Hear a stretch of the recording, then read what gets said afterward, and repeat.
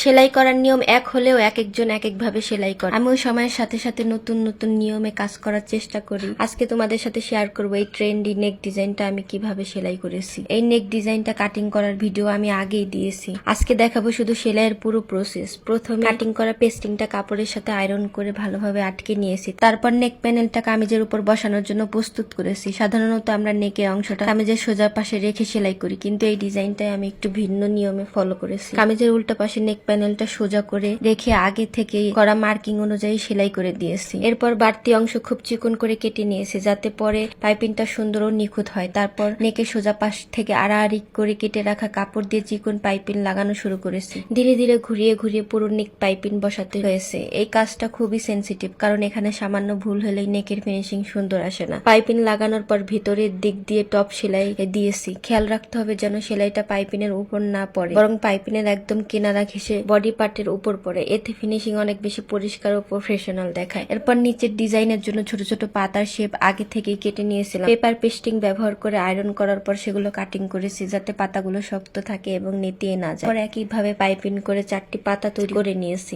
এরপর আরেকটি চিকন ফিতা তৈরি করেছি। এটাতেও পেস্টিং ব্যবহার করেছি, কারণ এতে ডিজাইনটা আরো সুন্দর ও শক্ত পরিপাটি থাকে। এখন পাতাগুলো নেকের নিচে কিভাবে বসিয়েছি সেটা তোমরা ভিডিওতেই দেখতে পাচ্ছ। 3টি পাতা একইভাবে অ্যাড করে নিয়েছি। তারপর উপরে আরেকটি পাতা বসিয়ে নিচে ফিতাগুলো সুন্দর করে অ্যাডজাস্ট করে দিয়েছি। সবশেষে মাঝে একটা সুন্দর সুবোতাম অ্যাড করে দিলে ডিজাইনের ফাইনাল লুক একদম গর্জিয়াস হয়ে যায়।